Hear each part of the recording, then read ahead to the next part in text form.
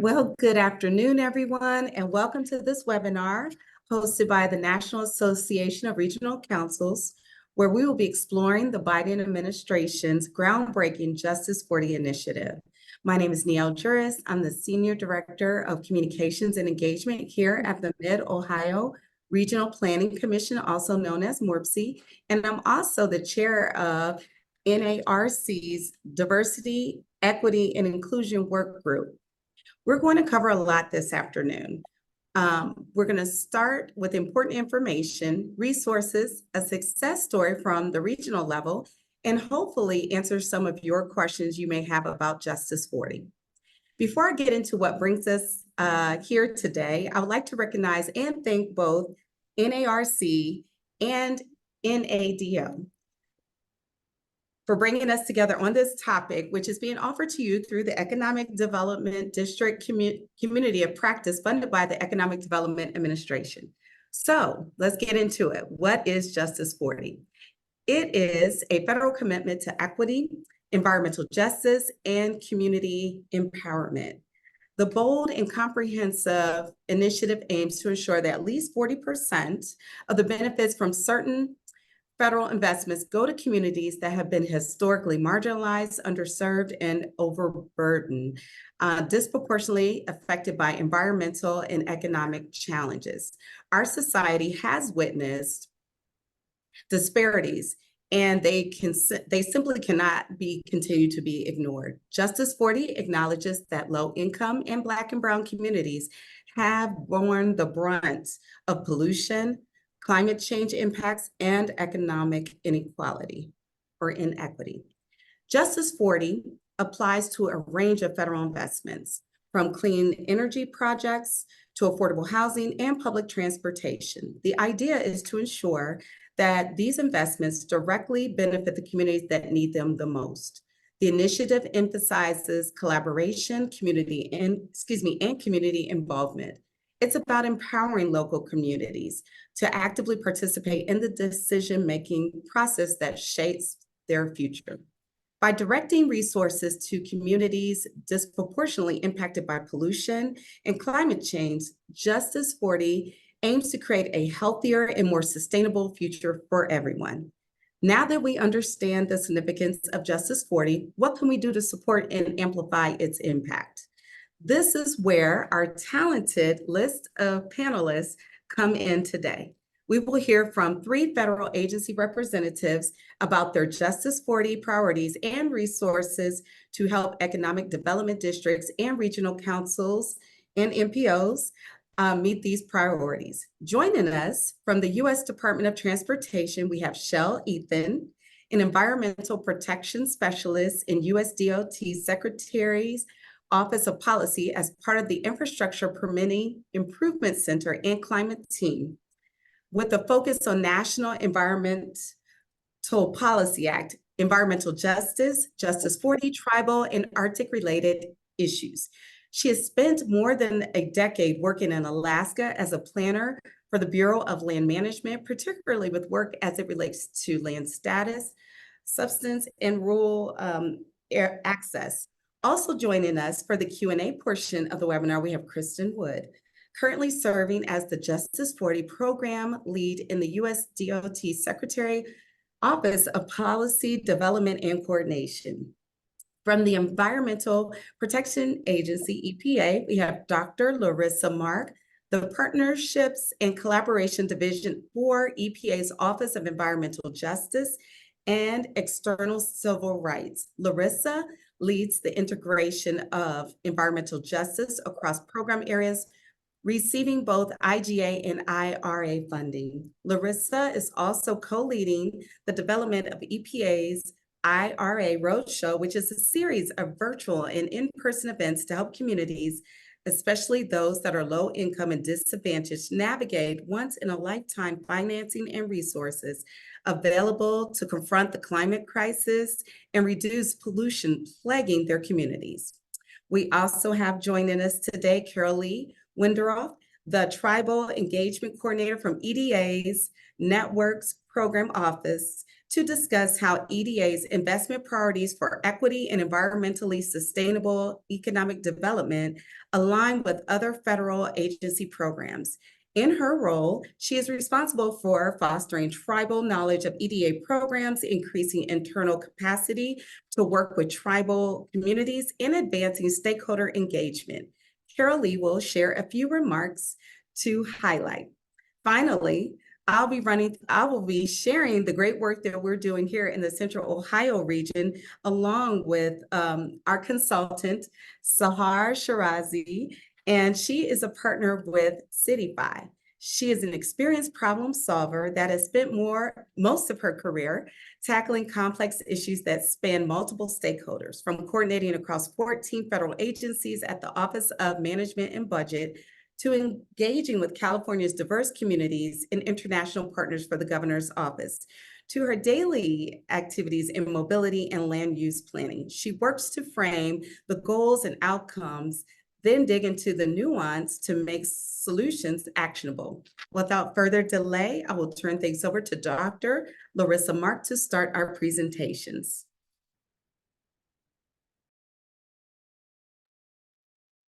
Good afternoon, everyone. If you give me just a second, I'll be able to pull up my presentation. I know that I'm very excited, and I thank you for this opportunity to join you today. I would like to talk about all of the great things that are currently happening both in EPA and in the Office of Environmental Justice and External Civil Rights. Here, we have a lot of really innovative programs and offerings that we are working on, and we're very excited about where we are going to go and what we are doing in the community. So I wanted to frame where we are in our Justice 40 implementation. As was mentioned, Justice 40 is a whole of government approach. And what we are doing at EPA, and specifically OEJ-ECR, is making sure that we go above and beyond that 40% that is expected within the Justice 40 Initiative. We are striving to go above that 40% to have both benefits and funding allocated towards these disadvantaged communities. And we have a variety of topic areas that we are investing in EPA. We have climate change, affordable and sustainable housing, clean energy, clean transportation, critical water infrastructure and waste infrastructure, and remediation and reduction of legacy pollution.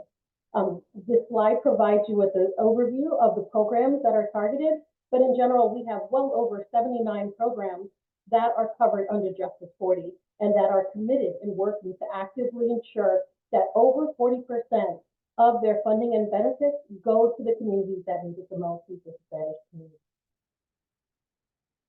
So what you guys, you may have, be very familiar with CJES, and so I just wanted to highlight this on a very high level. But CJES is a tool that came out of the CEQ, and this tool directly provides the user with information on how best to identify these communities, these disadvantaged communities. The tool was created to help identify the communities and to make sure that the benefits that are projected are actually provided to the communities that have the most need. At EPA, we have, in addition to CJES, we obviously have EJ Screen. Hopefully many of you are familiar with the EJ Screen tool. And what we did for IRA funded programs specifically is we developed a disadvantaged community layer in our EJ Screen tool. And so what does that do? In the IRA, as you may know, the agency administrators were given the authority to define low-income and disadvantaged communities. From there, we were able to define our LIDAC, our low-income and disadvantaged communities, and what we were able to do is to create a layer that will illustrate who these communities are, where they are, and what their needs are.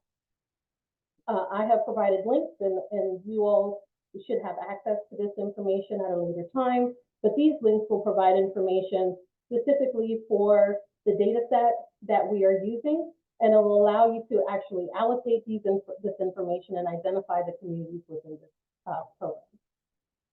So what are we doing at EPA? As you may know, 2022 we launched, EPA launched the Office of Environmental Justice and External Civil Rights. And we are doing the hard work. And, we're helping to facilitate conflict resolution services. We are working on delivering many new grants that you may or may not know, and I'll go over in just a few minutes, and provide technical assistance to overburdened communities and their partners. We've also worked to ensure that environmental justice concerns and external civil rights compliance is built and baked into EPA's FY 22-26 multi-year strategic plan. We've released an equity action plan. I have provided the link in this presentation for your future consideration. And the purpose of that plan is to ensure that we are advancing equity and justice in all of our EPA efforts. Also, we have allocated millions of dollars across several programs, but specifically across the TICTAC and across the community change grants that have just recently launched in November of last year to ensure that communities that have this need, these disadvantaged communities, have access to both the technical assistance and the funding opportunities to realize what environmental justice means and could mean in their community. And finally, as I mentioned, we released grants in November of 2023 with a 24 or 12-month open enrollment so that communities that may need additional time have the ability to work with the TICTAC, work with grant makers, which recently were announced December of last year, so just a little over a month ago. And they have the ability to work with these technical assistance providers to get in a place where they have the ability to access larger scale grants, such as the CCG. So I mentioned the TICTACs. The TICTACs were launched and their doors are open and they're ready to receive, and they have been receiving and working with the communities, the technical assistance asks and requests from the communities. But we have so far 16 TICTACs, and they are already providing direct support for communities. We have 2 TICTACs that will be coming operational this summer. Region 8 was announced 2 weeks ago. That's Montana State University, and Region 1 is slated to be released later this month, being February, since we're on the 31st of January already. And so with our TICTACs, we have a hub and spoke model, meaning we have a main TICTAC, and then we also have sub-TICTACs or sub-awardees or their partners. And those partners are really doing the work of being community-based, and they are more local, and they are able to really do the work of ensuring that communities meeting the needs of the communities, and they're able to provide and deliver the TA as locally as possible. So with our accountability to make sure that we're delivering access to communities with most needs, what we are looking for with the TICTACs, the information that they're providing, specifically, they're providing assistance in a variety of areas. We're looking to ensure that they're providing assistance with grant writing, managing federal grants, identifying funding sources that the local communities or CBOs can apply for, navigating grant systems such as grants.gov and SAM.gov, developing partnerships and coalitions to address the EJ issues in their local communities. And then they can also they also provide referrals to more specialized providers. And many of those providers are already in operation or are coming online in the near future. So this slide just provides you a list of who the regional TICTACs are. Again, Region 1 is slated to be announced either this month or next month. We're currently finalizing that announcement. So please keep an ear out or an eye out for that announcement. And then the other regions are in place. The most recent addition, again, is Region 8, Montana State University. And so what we have is we have both a structure of national TICTACs and regional TICTACs. The regional TICTACs provide a primary entry point for community groups, and the national TICTACs will provide and uplift the regional TICTACs and support the regional TICTACs where necessary. So if you have some concerns and you need to get in contact with either a national or a regional TICTAC, please make sure you go to our website, which is down below, and we have both the information for the TICTAC as well as their specific contact information. So as we we try to deliver and as we work to deliver accountability within our programming, we also have the Grant Makers Program, the Thriving Communities Grant Makers Program. And the Grant Makers Program can provide sub-awards in a variety of ways. They can provide sub-awards for planning and project development, those communities that may need assistance on the ground level just to figure out how best to proceed with an idea that they have. Perhaps they need assessment assistance or, of course, implementation assistance.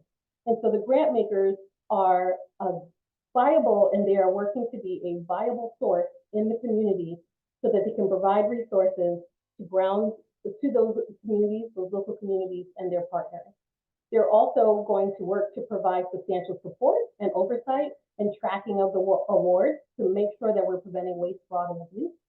We're meeting the communities where they are, so we'll have this same hub and spoke model where you have more localized partners to provide assistance and to help community members and CBOs in their journey.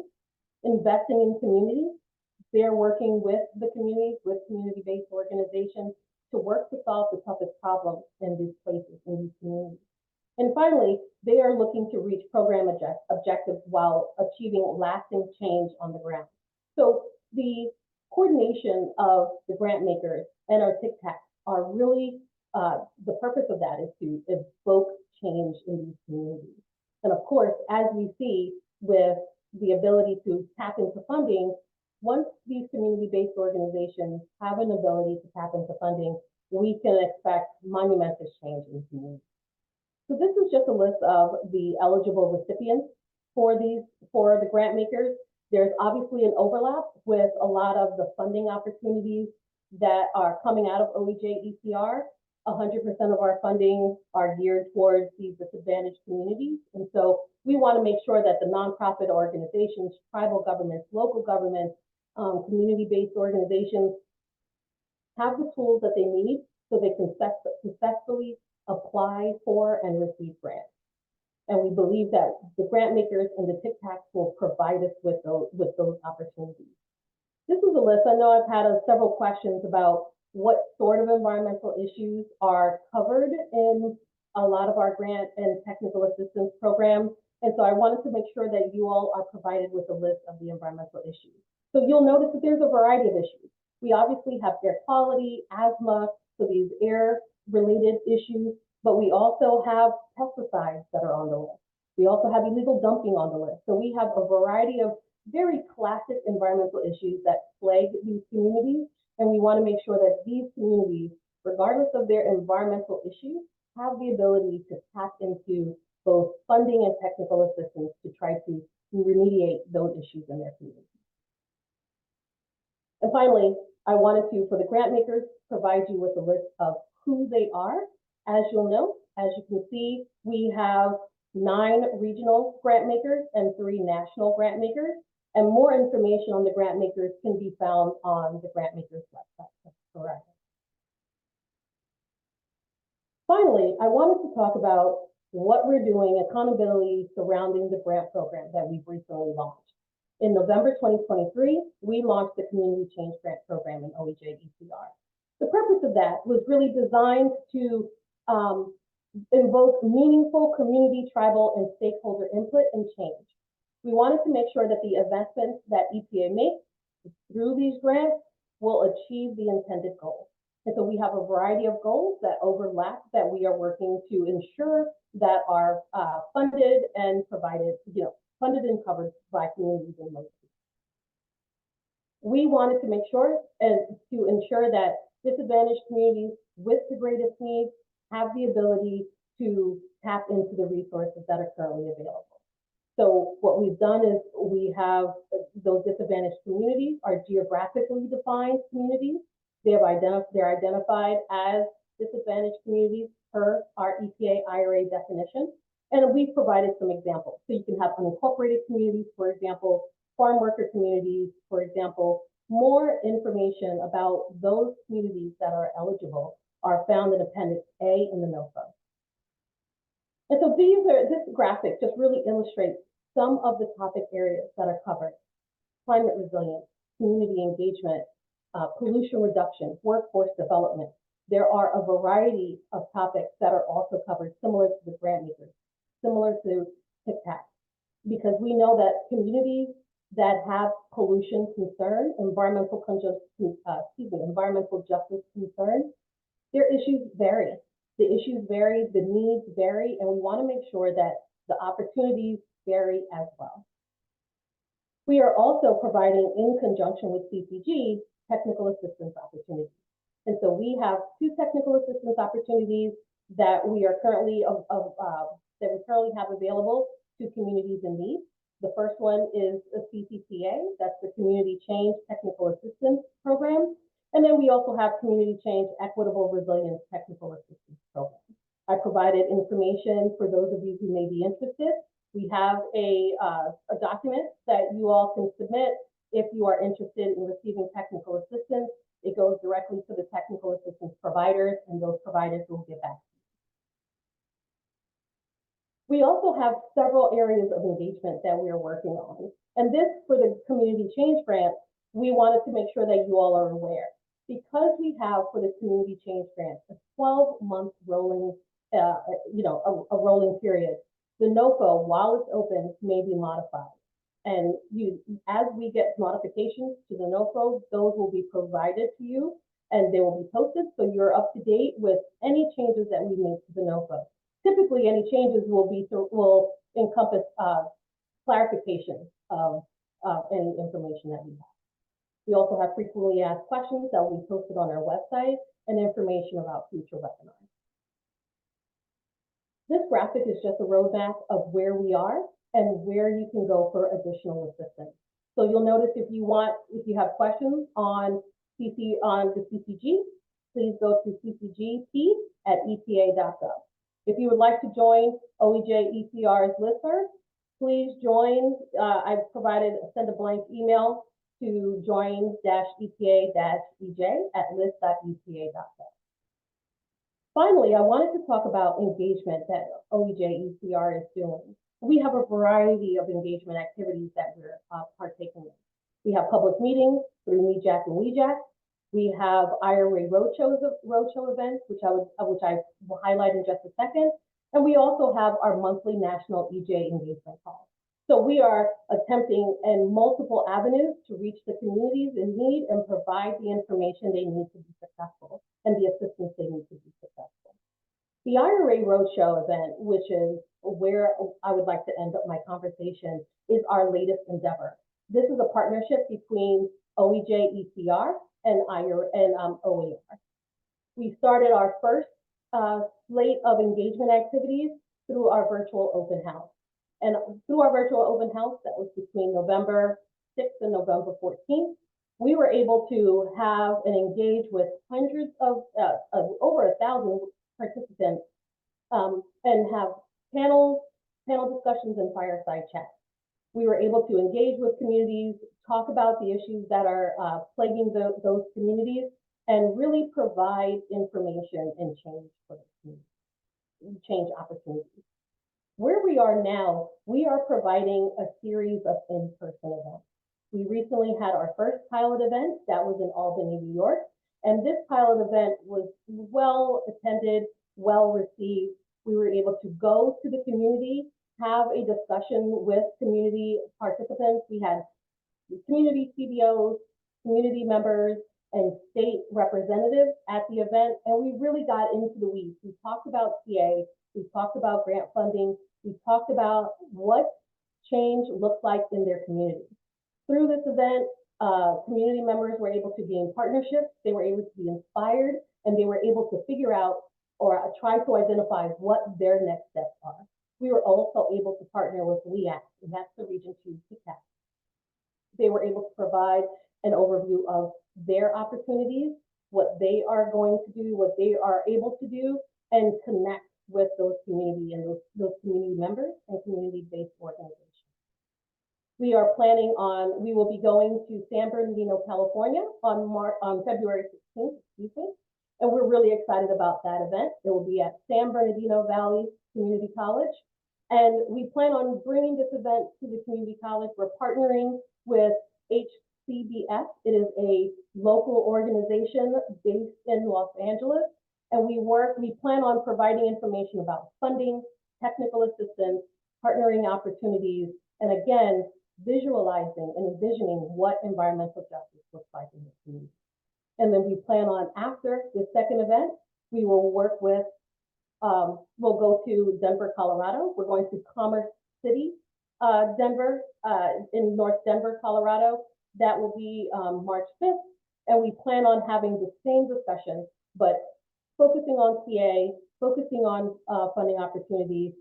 ICMA will be joining us for the Denver, Colorado discussion, and we're really excited about the opportunities that will come from these meetings and come for future meetings as well. We have a few additional events that we are currently working on, and once we have those finalized, we'll absolutely reach out to you and let you know about those events.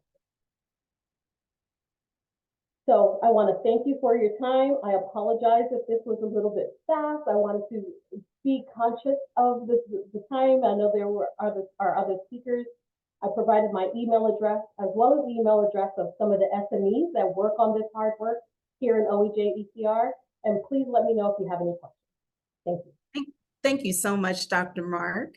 Next up, we have Chel Ethun with EPA. Take it away, Chel. Hi there. I'm going to attempt to share my screen. And while I'm going to do that, I'm going to multitask. So again, thank you, Dr. Mark. And my name is Chel Ethun. I am, looks like somebody else will need to stop sharing their screen. So I'm going to punt. My name is Chel Ethun, and I work with U.S. Department of Transportation with the Justice40 team. I'm also joined here today in the audience with Kristin Wood, who also works for USDOT. We both work in the Office of the Secretary, and she is the Justice40 lead. So it looks like my screen's about to be ready. On here. And I believe, can you confirm that you can see my screen? Yep, information. Excellent, fantastic. All right, well, I will roll through a couple of these slides here as we talk about USDOT's approach to the Justice40 Initiative. So as part of the Justice40 Initiative, USDOT is developing tools to assist communities in understanding the cumulative impacts that result from the lack of affordable, safe, multimodal transportation options, and how to connect the benefits that are expected to deliver with reversing or mitigating how a community is experiencing disadvantage. Overall, Justice40 seeks to deliver 40% of the benefits of certain federal investments to disadvantaged communities that face burdens related to climate change, environment, health, and economic opportunity. And clearly all of us will be addressing the call as it relates to the Justice40 Initiative. Today, we're here to discuss USDOT's tool, the ETC Explorer. So in addition to the ETC Explorer, which is called the Equitable Transportation Community Explorer, USDOT also recently released a Justice40 story map, which provides case studies connecting the data and the ETC Explorer to the project benefits, and an updated Justice40 website with information on the components of our Justice40 initiative. And within this slide presentation today, we're actually going to cover one of those case studies that is featured in the story map. DOT's goal through these tools is to help decision makers at all levels better understand how their communities are experiencing disadvantage, how to identify projects that will reverse or mitigate the causes of disadvantage, and provide data that will help communities tell the story of why a project is needed in their community. In advance of this session, when we've done other presentations, we are often queried if there's one tool over another, and if there's a requirement. And within each of our notice of funding opportunities, we make it clear that there are primary tools like CJust, which is put out, as well as the ETC or any other tool that's available. So there is no set requirement over one tool or another. And USDOT created the Equitable Transportation Community Explorer, the ETC tool, to have a focus on the transportation lens. And that's what we're going to cover here in a little bit. So let's get to the tool. The ETC Explorer is an interactive web application that uses 2020 census tracts and data to explore the cumulative burdens communities experience as a result of underinvestment in transportation in the following 5 components: transportation insecurity, climate and disaster risk burden, environmental burden, health vulnerability, and social vulnerability. The ETC Explorer is not meant to be a binary tool, simply indicating whether a census tract is considered disadvantaged or not. We designed it to give the user a deeper understanding on how a community is experiencing transportation disadvantage. The homepage for the ETC Explorer contains a video tutorial and user guides in both English and Spanish. And it also provides a link to our Justice40 website where users can download the data, shape files, and any other relative information to US DOT's Justice40 initiative. So we're going to take a quick overview of the tool. And again, if you're interested in looking at the tool further, we'll put up our US DOT Justice40 web address at the end, and then you can certainly go on to the website and look at the tutorial and more depth into the tool. But for today, we'll kind of cover the highlights. So we have a set of national features, national results and state results, as well as a transportation insecurity analysis tool. We're going to focus on the national results here in this tab. So using the national results feature, and it's circled on the screen, users understand how their project area is experiencing transportation disadvantage compared to all other census tracts across the nation as it relates to the 5 disadvantaged component areas and the 40 indicators we use to develop the 5 components. So again, when somebody is interested in looking at a project area, they may highlight that project area like you see on the screen. And under the national results, those indicators are going to be ranked against all other census tracts nationally. Under the state results, they're ranked against the census tracts within the state. And each of those indicators, the 5 that you see over here on the right-hand side of the screen, are comprised of, the 5 disadvantaged components are comprised of 40 indicators. So on the right side of the screen, in this case, we clicked on Alameda County, California. The dashboard displays the results of the overall disadvantaged components. And you can see, in this case, the climate and disaster risk burden ranks in the 78th percentile. Environmental burden for this county ranks in the 97th percentile. So much of this we'll explain over in how we can apply this to a project over the next few slides. A key distinction here is if you were to utilize the national results versus the state results, as I mentioned earlier, the ranking is against either at the national level, it's all other census tracts nationally, and at the state level, census tracts within the state.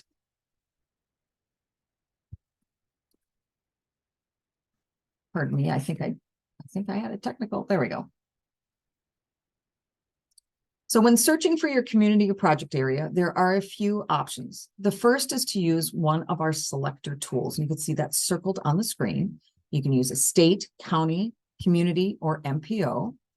The selectors calculate the level of disadvantage being experienced by the jurisdictional area. For example, if the state of Kansas is selected, the tool calculates how the entire state is experiencing disadvantage across the 40 indicators. Users can find their project area by typing in an address or a census tract into the search tool, which looks like a magnifying glass. And you can see that over the map. To select a project area, users can click on a single census tract and or they can draw a polygon onto the entire project area, which might include more than one census tract. And often for transportation projects, those projects affect areas that are larger than just one census tract, which is really important for identifying sort of those cumulative burdens that that project area is having instead of looking just one census tract at a time. So when thinking about your project area, we encourage people to think not just about the physical location of the project, but think about the area that the project will impact. In addition to the dashboard display of disadvantage, there are pop-up data boxes that provide more specific data on the transportation insecurity experienced in each census tract.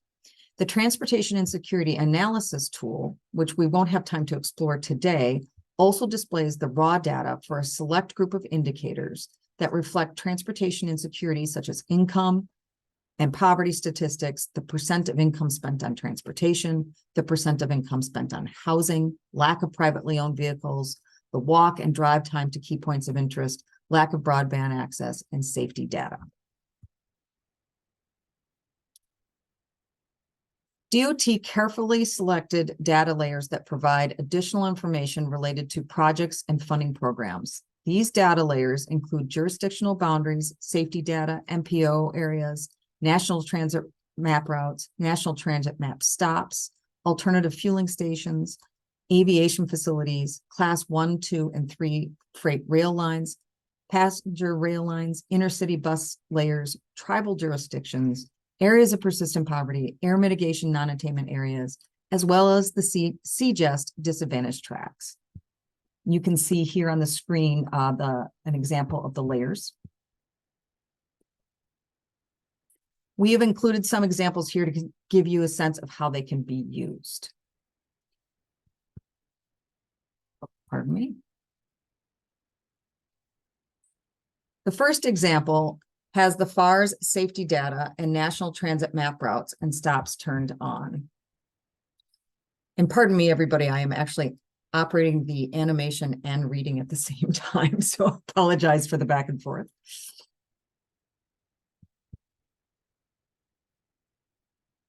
Where the green and black dots overlap, users can understand that fatalities are taking place at transit stops. So you can see over here, we've got it turned on.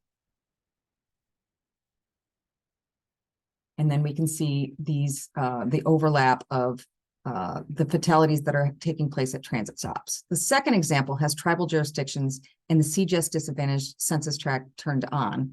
When applying any US DOT Justice 40 program, tribal jurisdictions as well as US territories can indicate that they have a disadvantaged community designation under both the ETC and CGEST.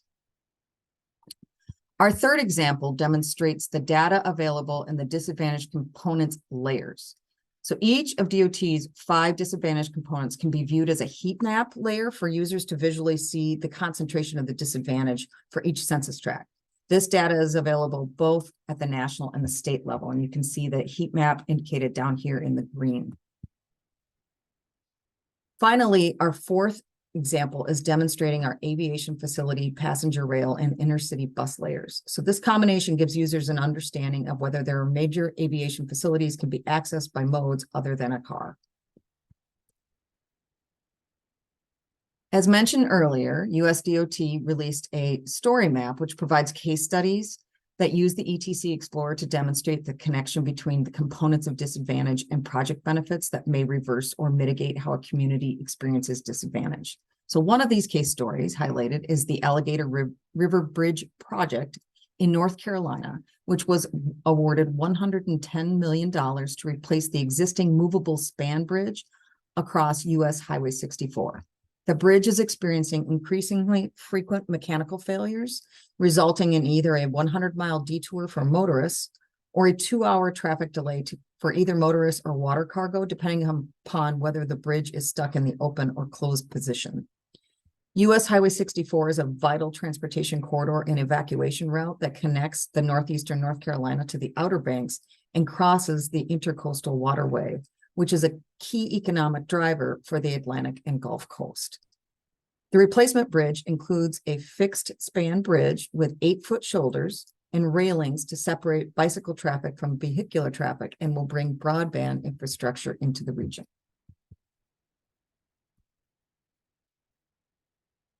You will notice that when we selected the project area, we selected more than just the bridge. We selected the road corridor that is impacted when the bridge is stuck in the open position. Using the ETC Explorer, users can understand that northeastern North Carolina experiences significant levels of disadvantage in the areas of climate and disaster risk burden in terms of extreme weather events, health vulnerability in terms of high asthma, blood pressure, and diabetes rates, social vulnerability in terms of high poverty and low broadband access, and transportation insecurity in terms of low access, high cost burden, and low safety, as well as moderate environmental burden. In their application, the applicant was able to describe how the disadvantage experienced by the region is related to the current mechanical failures of the bridge, which are having impacts in the reliability and resilience on the existing bridge. So in other words, when it's stuck in the open position or closed position. More resilient infrastructure helps to ensure evacuations routes are available during extreme weather events, and people are able to regularly access hospitals and health facilities quickly, which increases safety. Employees can maintain employment by arriving to work on time, helping to reduce unemployment and poverty. Extensive detours or idling times are minimized, which reduces emissions generated, which can improve asthma rates. And marine and land freight delays are avoided, improving the economic competitiveness of the region through the reduction of supply chain issues and lost revenue.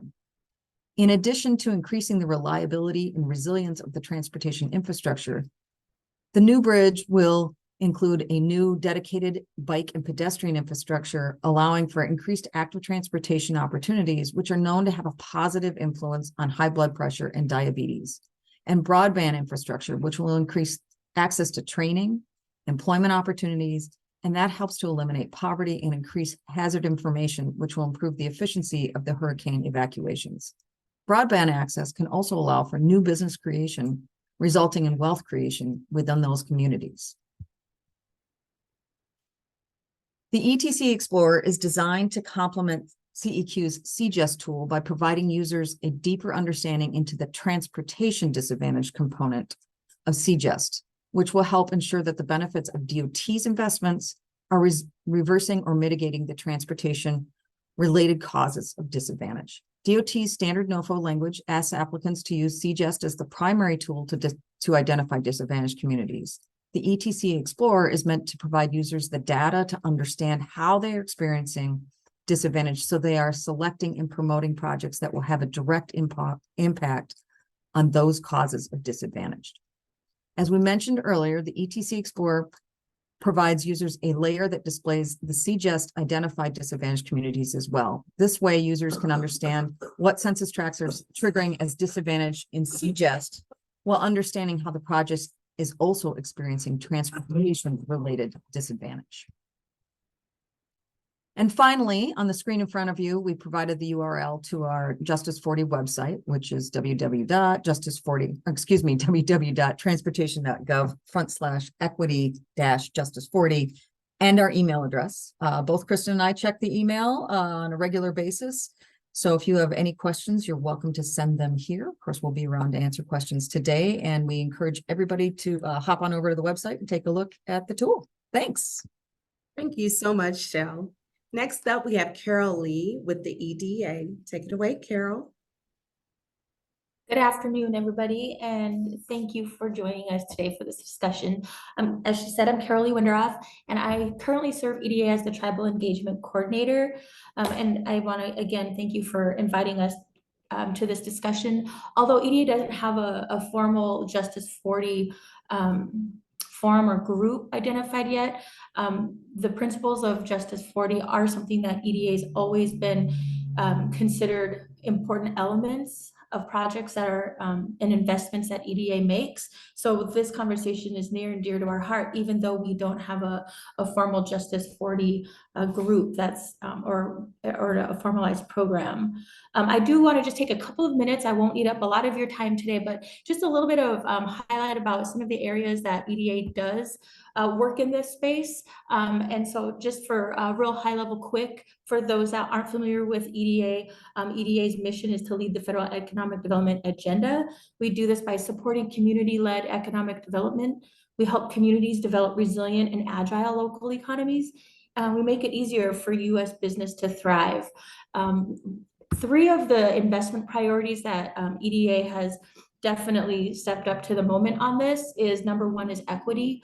Number two is recovery and resilience. And we also have an environmentally sustainable development initiative or priority. As Those three speak right into the heart of Justice 40. And for an example of where EDA has implemented the principles of Justice 40, in 2000 FY23, EDA included climate resilience language in the new Notice of Funding Opportunities, encouraging applicants to minimize the potential for adverse impacts on the environment and the local community, including communities with environmental justice concerns. EDA remains focused on working in partnership with communities and regions that may be identified as impacted by environmental justice issues. And EDA also continues to work with minority serving institutions as important partners in realizing equitable development and environmental justice goals. These are just a few of the examples. And as the conversation builds out, hopefully we'll have a chance to dive into that a little bit deeper. With understanding that equity and inclusion guide our investments so that each region is represented is super important to EDA. And it's EDA's mission of preparing American regions for growth and success in the worldwide economy. EDA has a strong interest in making sure all populations and communities are equally able to participate in our funding opportunities. Through our networks portfolio, including communities of practice for varied cohorts, from manufacturing communities to the RLF program, to tribal grantees and economic development organizations, our Equity Impact Investments Program, and soon to be deployed Economic Recovery Corps, as our other strategic partnerships with federal agencies, technical assistance providers, researchers, and more, EDA is looking to increase connectivity among regional economic development organizations. So I'm happy to report that EDA is actively engaged in this initiative, even if it's not in a formal way. It is definitely something that EDA is implementing in a strong way. And that's, I apologize, I don't have any slides for contact information with me today, but you can always go to our website at eda.gov, and you can look into many of our resources that we do offer, our latest programs, and including upcoming events. And you can also subscribe to our news to learn about all of these things as well. I just wanted to take a few moments. I know time is running short, so I don't want to take up any more time, but please email with any questions, reach out to EDA, and find out how we can be a useful resource in all of these efforts, as we all know that this is a very, very important initiative. Thank you. Carolee, thank you so much. And as we've mentioned, we're going to provide your contact information and any important websites in our follow-up. So thank you so much. So I'm going to shift gears. I'm going to be part of the panel, but then I'm going to co-present with Sahar. So I'll kick things off to provide context, and then turn things over to Sahar to talk about the training she did for us not too long ago. So at Morpsey, our commitment to diversity, inclusion, and equity is strong. We work alongside our partners, our members, to address the persistent barriers faced by historically marginalized, disadvantaged, and underserved communities in our region.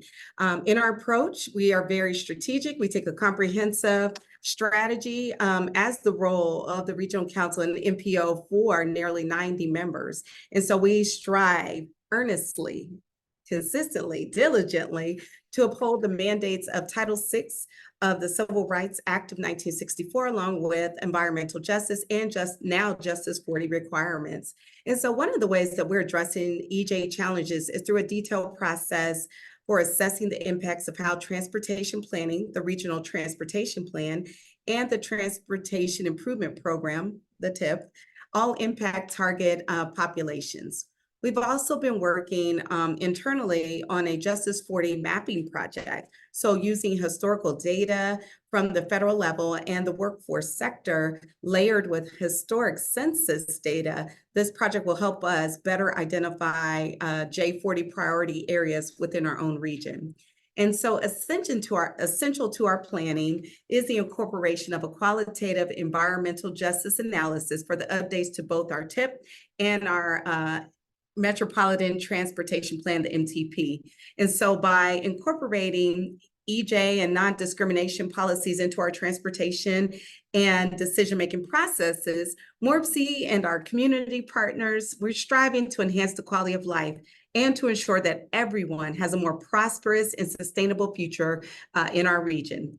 And so following the passage of the IIJA, the Infrastructure Investment and Jobs Act, we worked with the Columbus Partnership, which is a nonprofit coalition of diverse industries and organizations in the Columbus, Ohio region to form a task force named the War Room. And so the group, consisting of public and private sector leaders, is focused on bringing significant investment dollars to the Central Ohio region. And so the War Room operates by identifying grant opportunities, determining those suitable and regional collaboration opportunities, and coordinating with partners for application, submission, advocacy, and securing the necessary funds. And so we became, I would say, better acquainted with Justice40 within probably in the last year. And that was prompted by one of our collaborative grant efforts. We didn't get the grant, and we recognized in working with our consultant Cityfy is because we did not identify, there was gaps in us identifying those targeted areas using the Justice40 requirements. And so that realization again spurred a collaboration with our community partners. And so we sought the experience of Sahar Nicole. Nicole's on the line, and she'll be available for Q&A as well. But we sought Cityfy services to make sure that we were building on a more equitable future for Central Ohio. So with that, I don't want to belabor our time. I want to turn things over to Sahar so she could talk about the training that she did for us. Take it away, Sahar. Thanks so much, Níel. And I do have to put in one quick plug just to say what a pleasure it's been to work with MORPC and the full team in the War Room.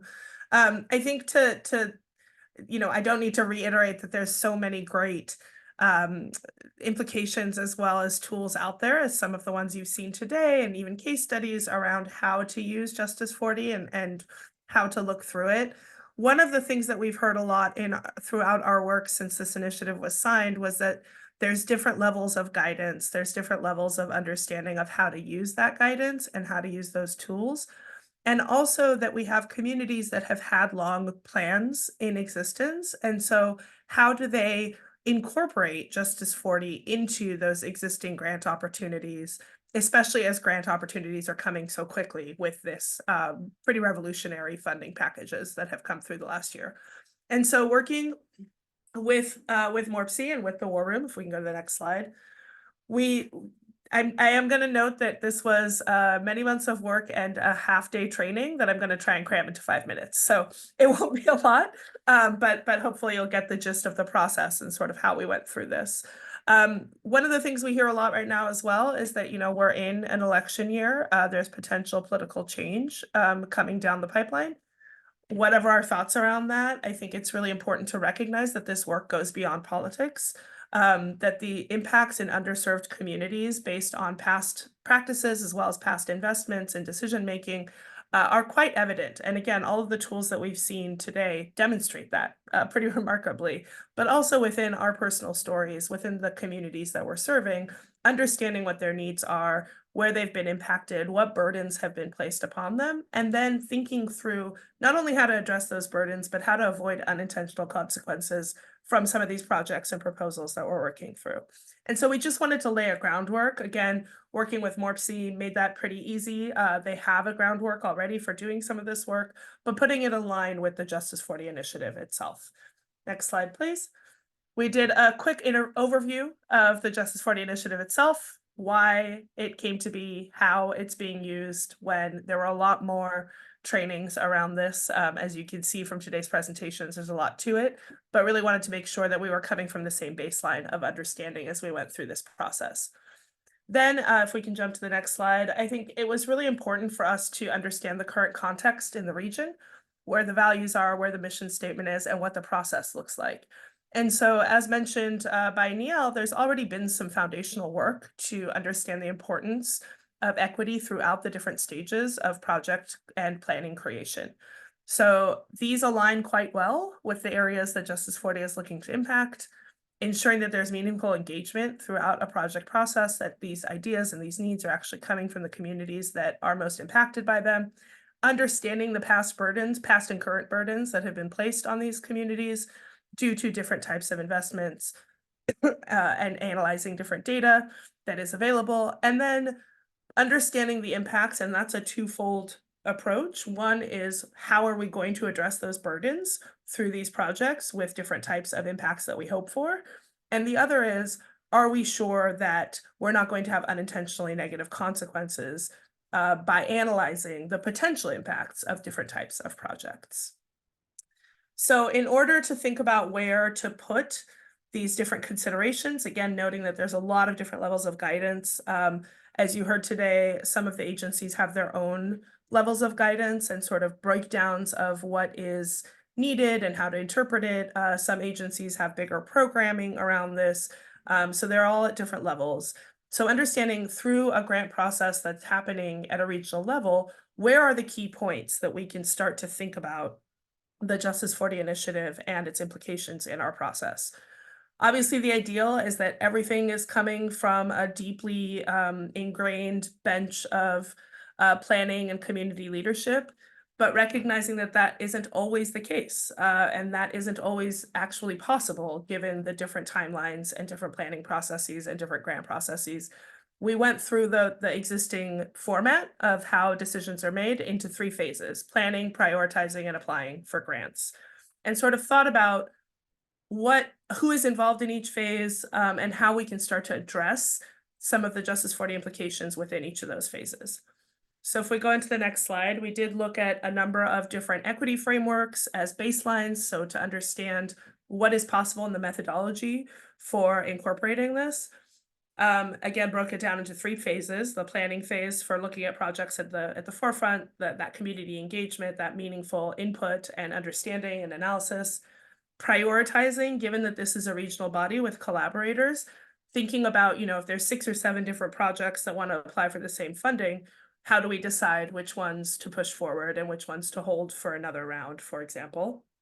And then thinking about within each of those phases, and applying as well, obviously, writing the actual grant application, who needs to be involved, how do we tell the story, what data is available, what tools can we use? And so within each of those areas, or each of those phases, we thought about different questions that could be asked at each phase. Again, if you've looked at equity frameworks in the past, a lot of them are really thinking about what hasn't been considered. And so making sure that all the right people are at the table, but also all the right concerns are at the table. And so within the planning phase, how can we ask certain questions to edit and adjust our project to meet the needs of people more and address the harms more? And also actions to take, partners to involve, considerations to include in each application. And then again, going through the many tools, some of which you've seen today, that are available to support this work.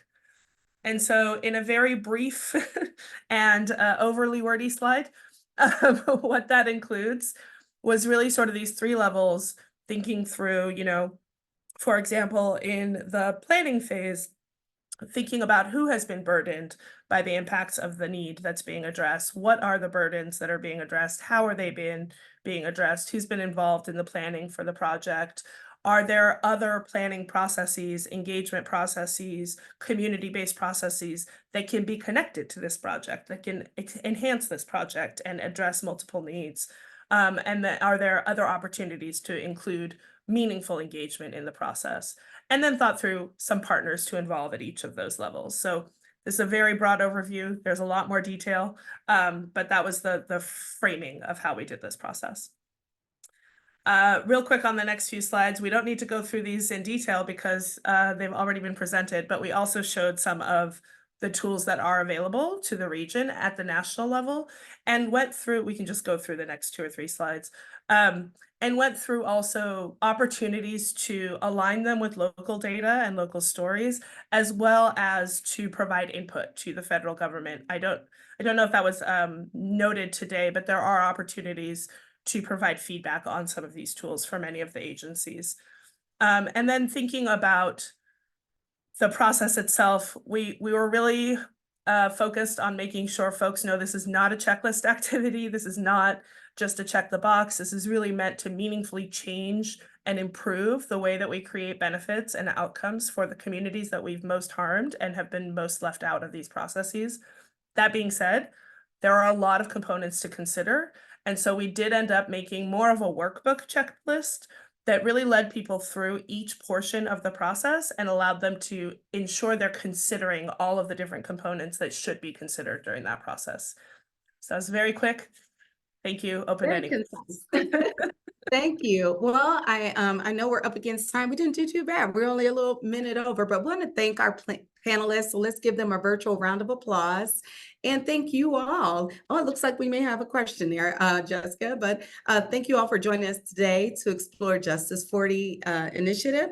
Let's continue the conversation, ask questions, and work together toward a brighter and more equitable future. And Jessica and Níel, I didn't know if you wanted to say any closing words. I actually was gonna say, I know we've went over at this point, but if there were questions and if our panelists have a few minutes to answer questions, we can certainly go over by 5 minutes if folks have time, but if not, I just want to thank everyone for joining us today. This information has been great. I know Justice40 is so important, and your work is so important in achieving those goals.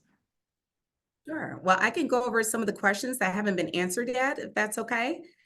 So this is from Carl Baker. It says EDA sounds like a perfect partner stakeholder in engaging underserved communities and developing updating regional hazard mitigation plans. So it looks like that was more of a compliment.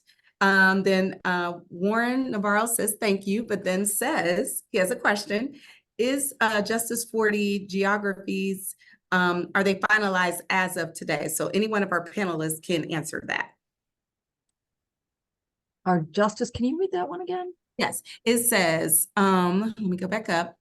Justice40 geographies, are they finalized as of today? So it sounds like, is there like, I don't know if Warren is still on there. I don't want to interpret his question, Yeah. but that's the exact question. So I don't know if there's maybe what we talked about a little bit about mapping. Are they all set? Yeah, I think I could take a stab at this. Okay. And everybody else join in, but you know, under the initiative, CJust is the primary tool, and as I mentioned before, that's using 2010 census data, and presumably at some point that will be updated to 2020. I don't know that we can speak because it's not our tool. I can't speak on that behalf, but as far as like that geography as of today, that measures whether or not a census tract for CJust is considered disadvantaged. I think what you saw in each of our presentations and many agencies that aren't here, we are all thinking of Justice40 as more of an iterative process, in that, you know, CJust is it's sort of looks at it from a national standpoint, and there's many components, but an area may be experiencing disadvantage relative to housing, but not transportation. Or in our case, an area may be experiencing disadvantage that's triggered by transportation. So I think many of our agencies are thinking through that. And how does that feel when you are a community member, or, you know, an applicant or a local decision maker, and you're saying, what is the levels of disadvantage? The Justice40 initiative itself is simply a goal. And we reminded them this constantly from a legal standpoint. It's a goal to invest at least 40% of certain federal investments in disadvantaged communities. And as such, it's sort of a gray line, right? So I think to answer that, the tools use the data that's available, but my word of caution would be communities need to describe and really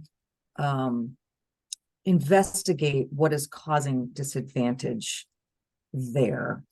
And I think that blurs some of those lines. I don't know if anybody else wants to jump in there. Sahara, by the way, I want to see your checklist tool, but I'd be curious what you were thinking, or Or Dr. Mark, if you've got some other thoughts.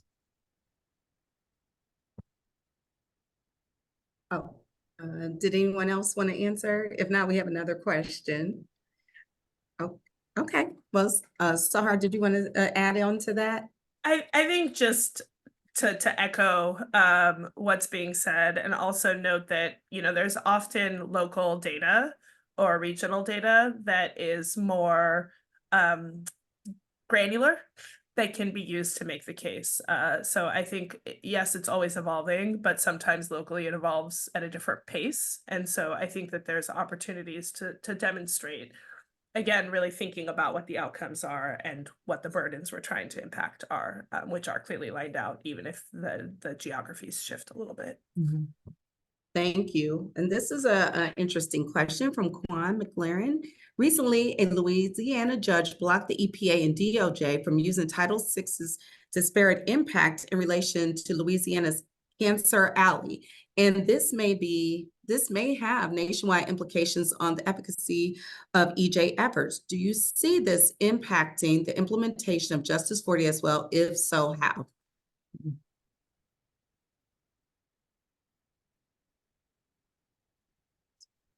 If I can jump in for a minute as the non-fed in the room, I think that this is going to be a little bit of a sidestep to that question. It's hard to predict what happens in the courts and what the implications of that are. I do think one of the points that we really tried to hone in during the training and this process, and hopefully here, is that the outcomes of this work are beyond Justice 40. They're really addressing the needs of our communities in probably, I would say, the most intentional way that we've had in a very long time.